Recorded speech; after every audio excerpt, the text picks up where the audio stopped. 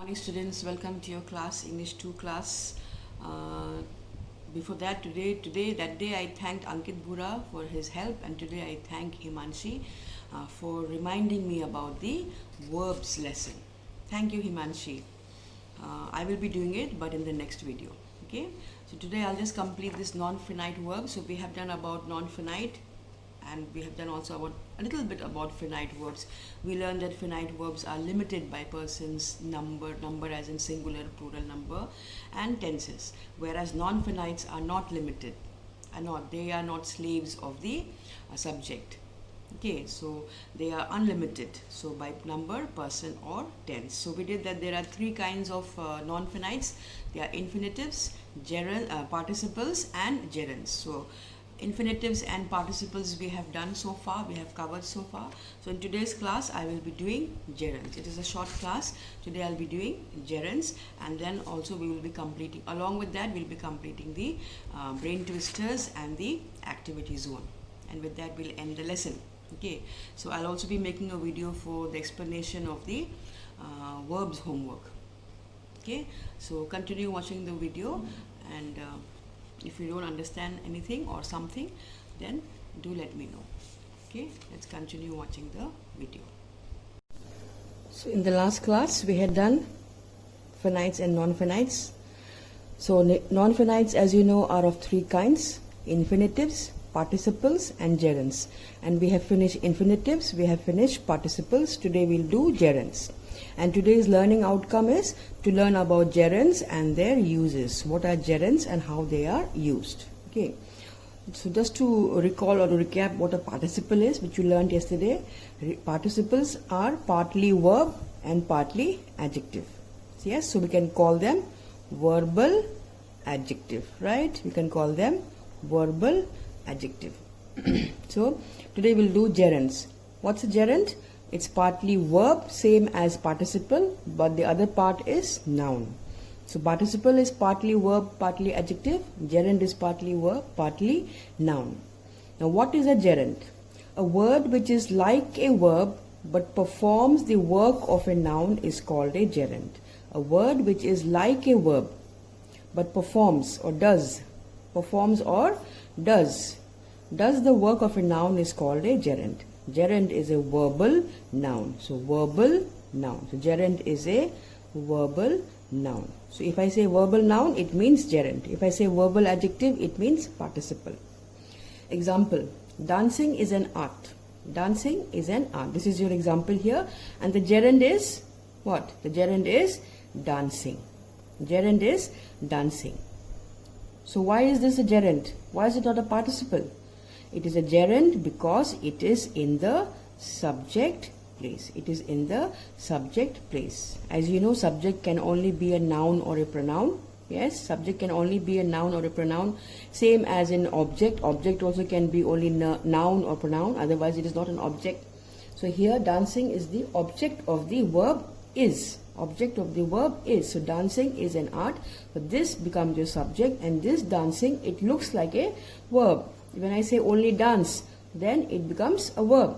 So here, dancing comes from the verb dance, and we put here ing, and so in this sentence, it is a gerund. It is not always a gerund. In this particular sentence, it is a gerund because it is taking the place of the subject, and a subject can only be a noun or a pronoun. So I hope it is clear.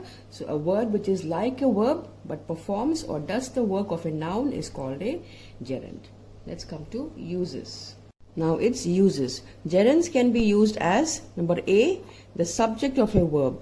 Swimming is easy to learn. So here it is taking the place of subject. So it can work, it can be used as subject of the verb. The verb is. This is your infinitive. To learn. This is your infinitive.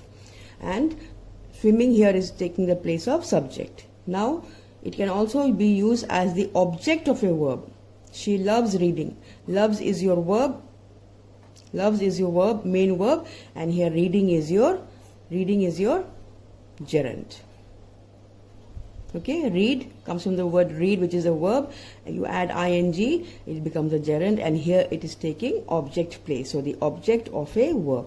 Reading is the object of the verb loves. Swimming is the subject of the verb is. Next one. We should use a gerund when for is used to express purpose. We should use a gerund when for is used to express purpose. Purpose as in why. We go to school. Why? For learning. We go to school. Why? For learning. So learning here is your gerund. Learning is your gerund. So when you have for, which is a preposition, So when you have for, then we put the gerund here. For learning. When you want to answer the question, why? Learn about the differences between gerund and present participle, because you know both gerund and present participle, they look alike because both are formed by adding ing. They look alike. Both the gerund and the present participle are formed by adding ing, like I did in the last class, to the verb. But they are different from each other. They are different. Gerund is different and present participle is different, and that you can make out from the sentence. Present participle, as you know, it is partly adjective, right? Partly adjective. You must not forget this. Participle is partly adjective, or they are verbal adjectives, and gerunds are verbal nouns. You must always keep this in mind. When I talk about gerund, it means verbal noun. When I talk about present participle or participle, it means verbal adjective, and present participle has ing. Past participle does not have ing. Okay, they are different. Now look at these two sentences. One is a verbal noun, that is gerund, and the other is a present participle.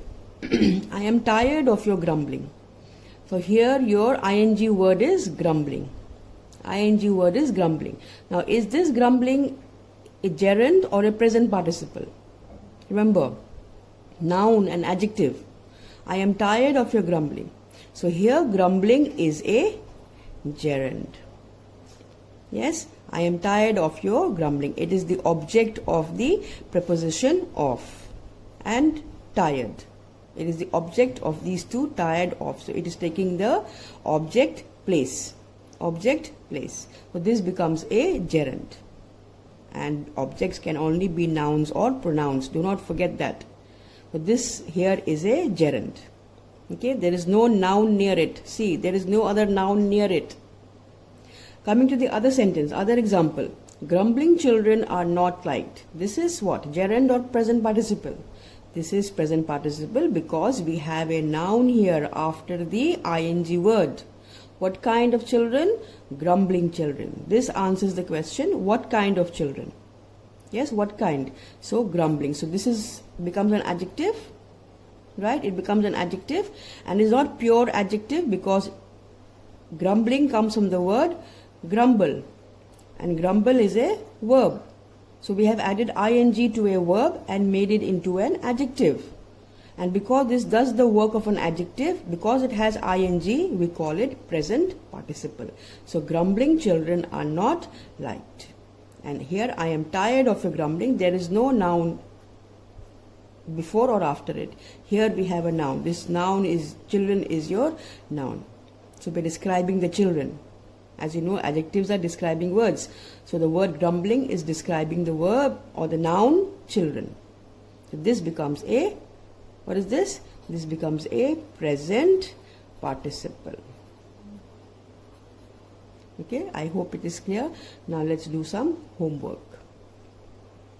Okay, brain twisters, page 57. Fill in the blanks with gerunds from the box. Gerunds, and these are your gerunds. Okay, so the first sentence is Granny enjoyed her grandchildren's dash and dash. So we can put here Granny enjoyed her grandchildren's. We can say laughing. Yes, grannies love to hear the children laughing. Laughing. And maybe we can put singing. Accordingly, singing. Yes. Now, number 2, dash keeps me fit and healthy. So what keeps me fit and healthy? What can be the word? Scoring, reading, swimming, laughing. Laughing is over. Sending, traveling, interrupting, sleeping, telling, dancing. Which one keeps me fit and healthy? Maybe swimming. Because it is a beginning of the word, so we put capital SWIMMING. So your clue is also here. Fit and healthy means exercise. So of course swimming is a great exercise. So this is your homework. Okay, just complete this in the book itself. Page 58, activity zone, task A. The rest we have all finished. Activity zone, task A. Complete these sentences in your own words. You can complete it in your own words. You can start writing from here. Standing in the balcony, Sonia did what? What did she do? Sonia, we can say Sonia began to sing. Done? Sonia began to sing.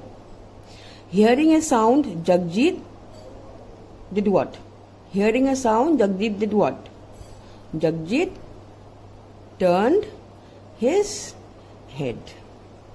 Simple. So complete this. Very, very easy. Complete this for homework. Very simple homework. Okay, complete this. So you have 2 homework for today, and with this the lesson will be over. So that's all for today. Take care and bye bye.